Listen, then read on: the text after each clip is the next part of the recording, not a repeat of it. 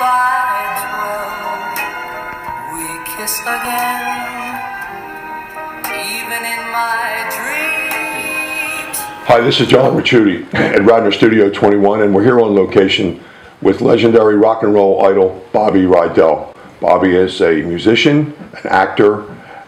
He's done impersonations, and he's also now a book author. A book forthcoming in April titled Teen Idol on the Rocks. Bobby, thank you. Oh, he's an Eagles fan too. Yeah, just a wee bit. Just a wee bit, John. Thank you for taking the time. My pleasure. I know you're very busy. No, thank you, John. Thanks for taking the time to. No problem. I guess. What does the book entail? Your book is coming out in April. Well, the book basically is Teen Idol on the Rocks, a chance at redemption, and it's like a connotation, you know, rocks, Teen Idol on the Rocks, meaning that, you know, you have your highs and lows and the careers. Of course, when the British invasion came in, a lot of the American artists, you know, really didn't have anything to do with, you know, recording, because it was all, you know, it was all from, you know, the UK. And the other connotation of on the rocks is that I had a very, very major problem with drinking, to the point where I had a double transplant. I had a liver and a kidney transplant. So the book is really, really interesting. Is that why you referenced your angel? And when you do shows, you reference an angel. Yeah, is that the reason for that? Absolutely. Julia, she was from Reading, Pennsylvania, and she was only 21 years old, John. And not only did she save my life, but she saved 7 other people as well. And that's why I try to promote on my shows that if you're not an organ donor, as a favor to me and a favor to a lot of people, the next time you apply for your new license, please become an organ donor, because it truly is the gift of life. Yes, it is. Oh, absolutely. You mentioned drinking. Is that because of the pressures and tensions? No, actually, I had a lot of tension just knowing you were coming on here today. Really? No. It all started. You know, I was married for 36 years to my childhood sweetheart. Her name was Camille Carmela Quattrone. And I was on 11th Street. She lived around the corner on 10th Street. And we kept company for a good 10 years. And then I was about 25. She was 24 when we got married. That was October of '68. And we were married for 36 years. And then all of a sudden she developed breast cancer. And she came home one day with a friend of hers. And she said, "Sit down, I have to tell you something." And she was smiling. I said, "What, sweetheart?" She says, "I have breast cancer." Well, I collapsed. I said, "What are you talking about?" Make a long story short, you know, she went through the chemo, this, that, the other thing. She was in remission for 9 years, John. And we said, "Hey, got it beat." The 10th year it came back. And it came back, I mean, to the point where... With a vengeance. Oh, a total vengeance. I mean, it got into, you know, the lymph nodes, went into the lung, the kidney, the liver, and, you know, that hit me. That really hit me. And I can remember, you know, being at Lankenau Hospital and watching her, you know, in bed and suffering the way she was suffering. And, you know, the doctor said, "Do you want to keep her on life support?" I said, "For what? You know, are you kidding? You know, let her go. Let her go nice, peaceful. Just let her go. I can't stay to see her suffer like this." So, you know, 36 years of marriage, 2 children. And when I lost her, I lost my best friend. You know, I really did. And that led to the start of drinking. Sure. To the point where, you know, I just couldn't get enough vodka. Well, alcohol is a pain reliever. Oh, God, yeah. It really is. And I mean, to the point, John, where, you know, if I only had a half a bottle, I'd have to go to the liquor store and buy a brand new bottle, and then I would hide bottles in the trunk of my car, hide it in my golf bag, and it came to the point where, you know, I became a drunk, an absolute lousy drunk. There's a lot of anger there too, of course. Why this happened to me, and why this happened to her? Yeah, you know, I still think about that a lot. You know, like why? You know, why did it happen? Not to me. Why did it happen to her? Sure, because, sure. You know, she was an angel. She was really a saint. Everybody loved her. You know, but Yeah, well, you know, you try to face it, but it becomes a major problem. And I couldn't face it, and that's what led to becoming a drunk. So your story goes in reverse then. So starts from Teen Idol on the Rocks, and you go back to where it started, which is the question I was initially going to ask you. Yeah. Where did it all start? Where did it all start? How old was Bobby Rydell when he was Bobby Rydell and well, your mother, incidentally. I know. You used to drive her around. I know. That's funny. I'll tell you that story. Well, anyway, my dad was overseas, and he was with, my father used to call it Eisenhower's traveling troops. They never fought. They just went all over Europe for some reason, you know. And my mother, they used to write letters, right? And my mother would say, the baby's always singing. The baby's always singing. I was 3 years old at the time. And my father wrote back, which I still have the letter, you know, at my home. And my father writes back, who knows, maybe one day we'll have a star in the family. And the reason that I'm in the business is because if I had any talent within me whatsoever, my dad was the first one to see it. And my dad became, you know, my hero, my champion. And he used to take me around the clubs in the Philadelphia area. The Palumbo's, the Latin, the 2-4 Club, the BR Club, the Erie Social Club, the RDA Club. I was like about, I don't know, 7, 8 years old. And he would ask the club owner, is it okay if my son got up and sang and do some imitations? What imitations? Oh, at that time I was doing Jerry Lewis and Red Skelton and Frank Fontaine. If you remember Frank Fontaine? Sure. On the Gleason show, he was Crazy Guggenheim. Right. But the original character was called John L.C. Savoni. You know, I don't know if you remember. No, I don't remember that. No. Matter of fact, Ed McMahon used to have a show on WCAU. It used to go on 5 minutes more. The show was called 5 minutes more. It went on 5 to 12 at night. Okay, and the theme song was "Give me 5 minutes more, only." And I was on the show with Ed and Frank Fontaine. I think I was maybe 9 or 10 years old at the time, and I was doing Frank Fontaine. And your father would take it and say, let's give my kid a... Yeah. Because he believed in you. Oh, absolutely. Absolutely. But Bobby, I'm sure that our viewers would like to know something about your background. You see, now, how did you first get into show business? Well, Mr. Benny, most people think I started out as a singer, but you see, that's not true. I've always wanted to be a comedian. Oh, a comedian, huh? Yeah, you see, ever since I was a small boy, I used to get a kick out of impersonating performers like Jerry Lewis and Milton Berle and Red Skelton. And I guess the singing came later. Oh, you do imitate. Well, let's see you do Jerry Lewis. You want I should do an impersonation, Jerry Lewis, just like that, Jerry Lewis,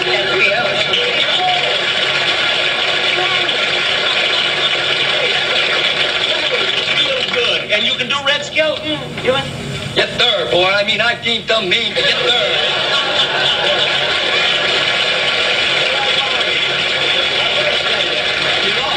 Funny thing, but all these people, they imitate these people, but nobody seems to be able to imitate me. Well, maybe the reason for that is because nobody has eyes as blue as yours. And besides, if I did imitate you, you'd just look at me and say,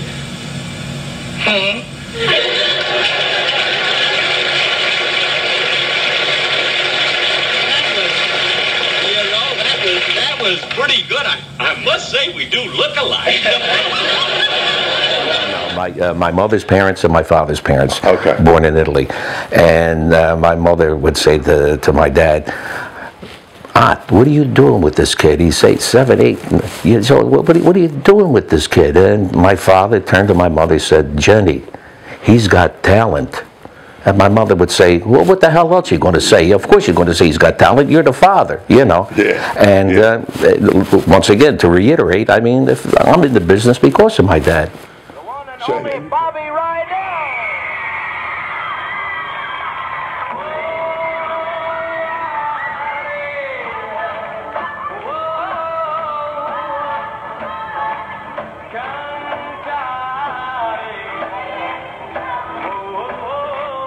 So, and you played drums.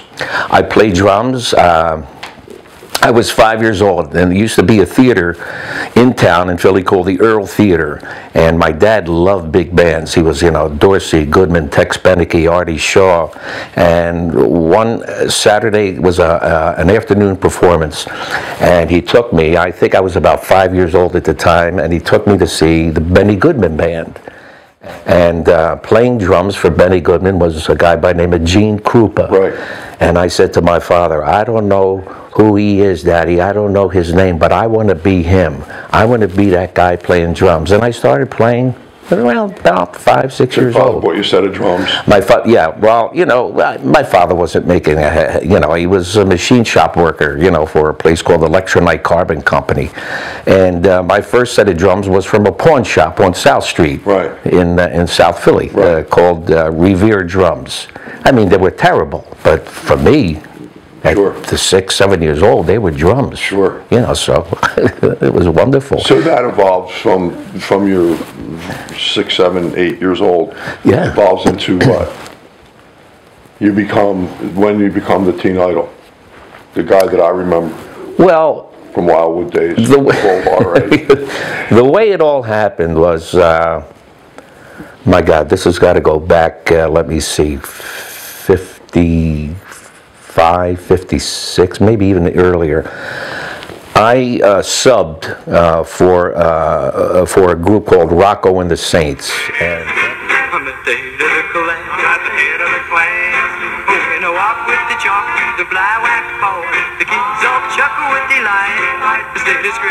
And Frankie Avalon played trumpet in the band at the time. And Frankie and I go back, you know, I was 10 years old when I first met Frankie Avalon. Frankie was 40 when I met him. I'm only kidding, you know, but Frankie played trumpet.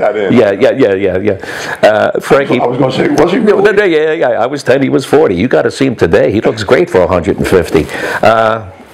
But he called me, a guy by the name of Chippy Broncata. We called him Chippy Peters. He got sick, and Frankie knew that I played drums. So he said, could you fill in, you know, for Chippy? So I said, yeah, absolutely. So that was a band called Rockin' with the Saints. The headliner band was Billy Duke and the Dukes. And they had a bass player by the name of Frankie Day, whose real name was Francesca Cocchi. So I get up and I'm singing and I'm doing some imitations and I'm playing drums, and he comes up to me after the set. He says, I'd like to manage you. I think I was 15 at the time. I said, I don't know what the hell you're talking about. Talk to my father. My dad was there. Yada, yada, yada. Make a long story short, we shook hands, and Frankie Day became my manager. And he was my manager for the better part of close to 16, 17 years. And he used to take me around to the different record companies, you know, all of the majors, Columbia, RCA, Capitol, you know, MGM, so on and so forth. Turn down, turn down, turn down, turn down. And I was really getting disgusted because I really enjoyed playing drums. So our last resort was a small independent label in Philadelphia called Cameo. And I auditioned for a guy by the name of Bernie Lowe, who was the president of Cameo Records. And a funny story about that, when I was 10 years old, I was on a show that emanated out of Philadelphia at the old WFIL studios, 46th and Market. It was called the Paul Whiteman TV Teen Club. And I won on the show, and I became a regular on the show for a couple of years. And the piano player was Bernie Lowe, playing, you know, for the Paul Whiteman Band. So I don't know if he remembered that, you know, when I auditioned for him. And I auditioned with another guy. We did a song called Buddies. And I went back home, and I got a call from Frankie Day saying, Bernie Lowe would like to sign you to a contract. You know, I'm 16 years old. I said, hey, Frank, you know, whatever you think is the right thing to do. And had you made any money at this time? Oh, no, nothing. You were just, yeah. Like sell Or, you know, working with bands, you know, making a few dollars, you know, on a weekend. So I started recording for a Cameo, and I had 3 records for Cameo back in 58, late 58, early 59, and they all bombed. 3 records bombed, and I said, this is really not for me. I was really happy playing drums, And lo and behold, they wrote a song. When I say they, Bernie Lowe, Cal Mann, and Dave Apple. They were the brain trust of Cameo, which later became Cameo Parkway Records. Right. Exactly. They wrote a song called "Kissin' Time," and that became my first hit record. They you know, back then we used to have acetates, dubs, and Bernie Lowe took the dub to Dick Clark, and he played the acetate for Dick. Dick put the needle on the record, and then it started off, boom, boom, bat, bat, doodle, da, da. Dick said, "That's a hit." Multi-talented young man. Ladies and gentlemen, the man who created Kissin' Time, here's Bobby Rydell.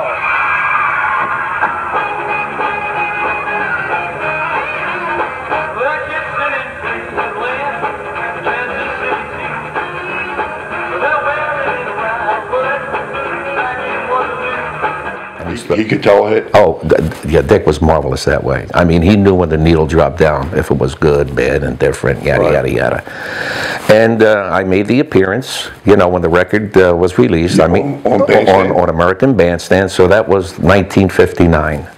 Summer of '59, and of course, you know, I always used to classify Dick Clark as the Mike Schmidt of the industry, the recording industry, the music industry.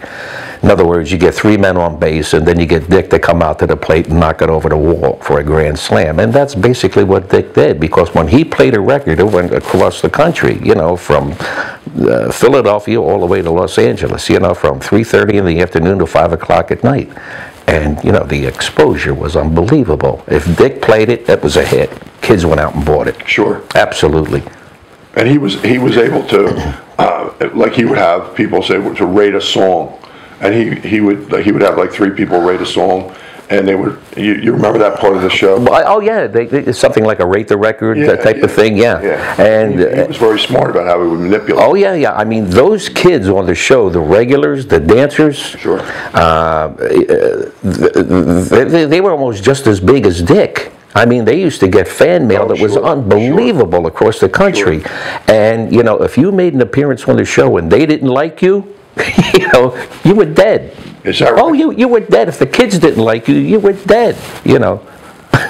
So after they had that much power. They really did. Oh, and they used to travel around. They would. I think they would go to local dances. I think that. Yeah, in the Philadelphia area. I don't know if they did anything. Yeah. You know, back then there were a lot of record hops. Your friend Lou Bellezzi and myself lived in Upper Darby. Okay. And they used to, the girls used to go to St. Alice's dance. St. Alice's, I got all the record hops. Yeah, Gallart's Ballroom, St. Alice's. At one time I was called the king of the record hops. You? Yeah, because you know, back then, you know, with the DJs. You know, if you did one DJ and you didn't do the other 3 or 4, they wouldn't play the record. So you do the first record hop, then you drive another half an hour, 45 minutes, second record hop. Did your dad take you around and do all this? No, that was Frankie Day at that time. Okay. We would travel in a car and go around, you know, because now I got a hit record. Right. So now we travel around, and to appease and satisfy, you know, all of the local jockeys, you had to do each one of their record hops. So your career just went escalated from there. Well, yeah. You know, it's always a great pleasure for me to introduce young talent. You see, and I have, as my guest tonight, one of the most exciting young singers in show business today, Mr. Bobby Rydell.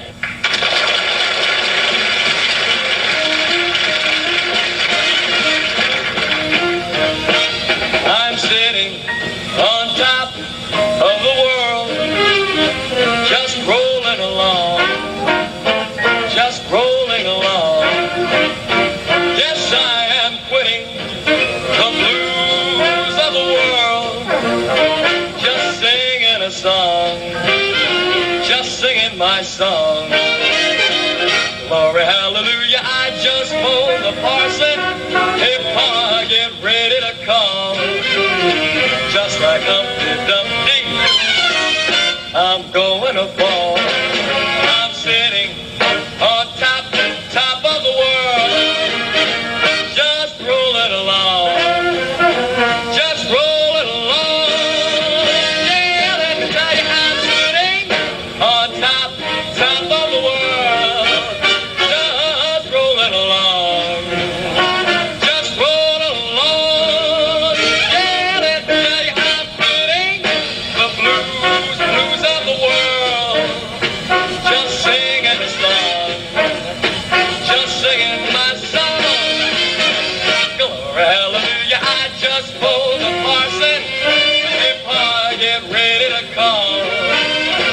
just like Humpty Dumpty. I'm going to fall. Yes, I'm sitting on top of the world. Just rolling along. Just rolling along. Yeah, just sitting and rolling and rolling and sitting. Moving and I'm sitting on top of the world.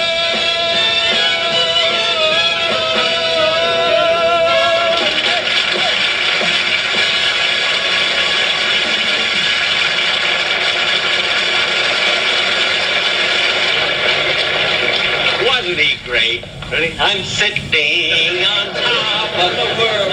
And you can understand all the lyrics. Hey, Bobby, come on out here, will you please?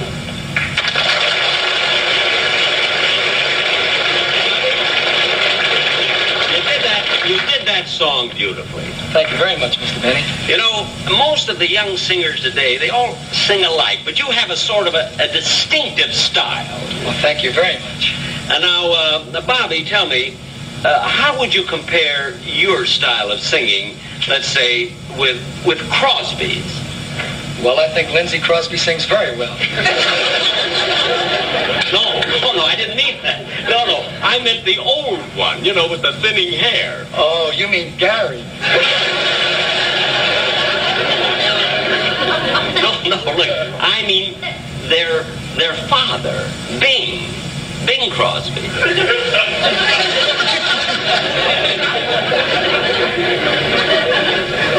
Is he in the business too? He's in every business.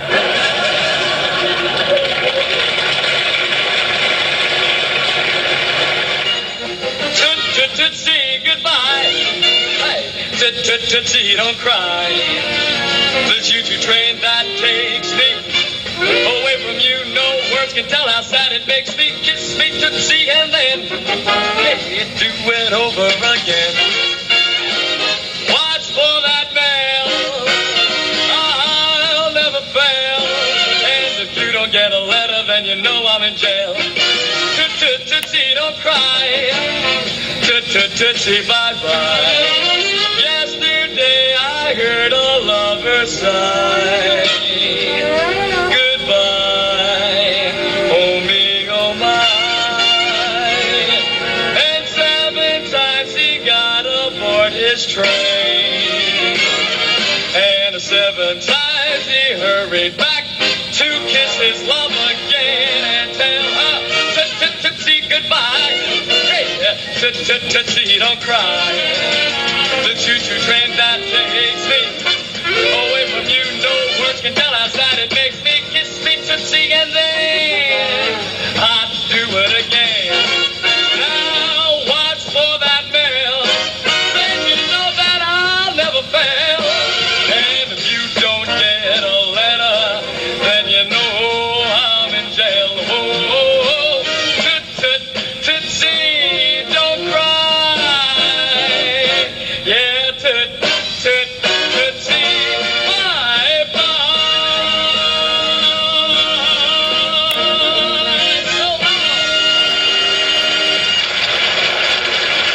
Well, yeah. From Kissin' Time, which was my first hit record.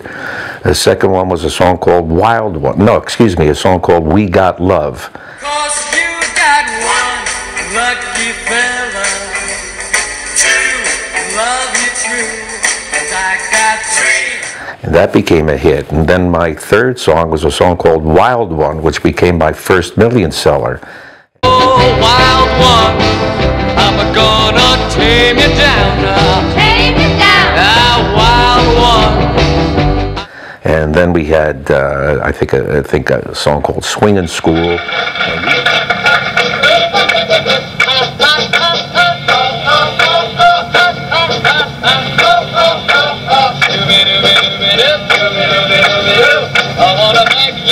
I wanna thank you.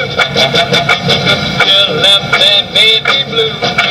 Sat around and cried for you. And then I drive my eyes. I look good as paradise. She's my lady. The greatest in town.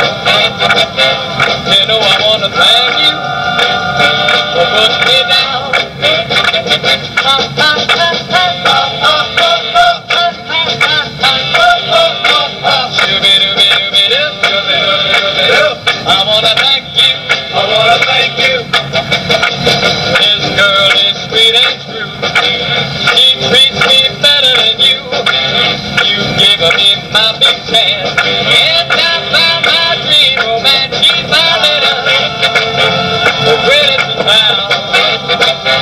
You know I wanna thank you for putting me down.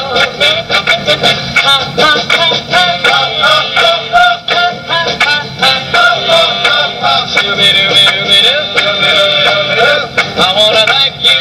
I wanna thank you.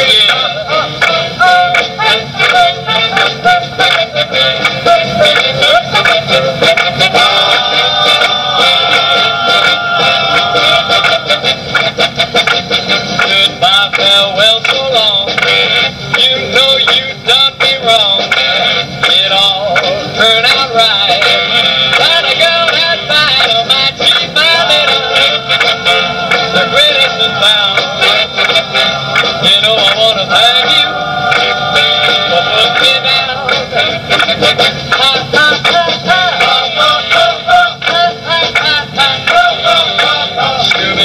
And we didn't have anything recorded after Swingin' School, but we had recorded in New York City at RCA recording studios.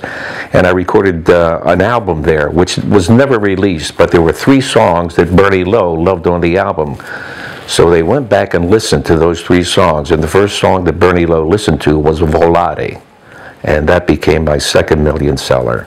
And then we had Volare, we had That Old Black Magic, and Sway. They were 3 songs that were recorded in New York City that were supposedly on the album that was supposed to be released, but never was. My last hit record was in 1963. It was a song called Forget Him. And that was my 3rd million seller, and I recorded that particular song in London, England. Just tell him goodbye now, forget him, and please come home to me. And it was written by a gentleman, his name Tony Hatch, who was a very, very fine songwriter. He wrote like Downtown for Petula Clark, sure. Call Me for Chris Montez, you know, very fine songwriter. And recorded that at Pi Recording Studios in London. And the funny thing about that is that most of the things that I recorded for Cameo, We Got Love, Wild One, Swingin' School, the publishing was all Mann, Lowe, and Apple. Okay, so which meant they made a heck of a lot of money, you know, when the songs were played on the radio, so on and so forth.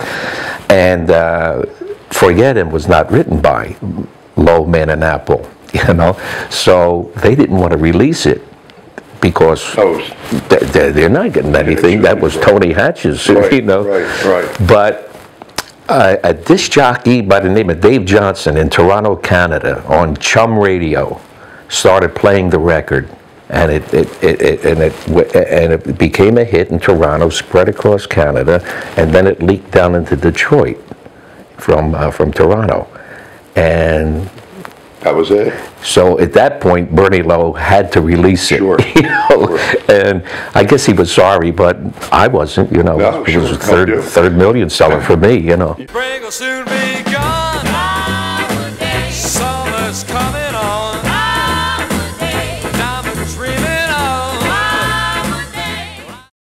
This presentation of Bobby Rydell's interview is sponsored by the Delaware County Historical Society and the Delaware County Veterans Memorial Association.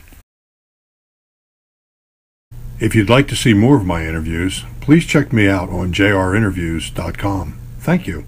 I wanna thank you.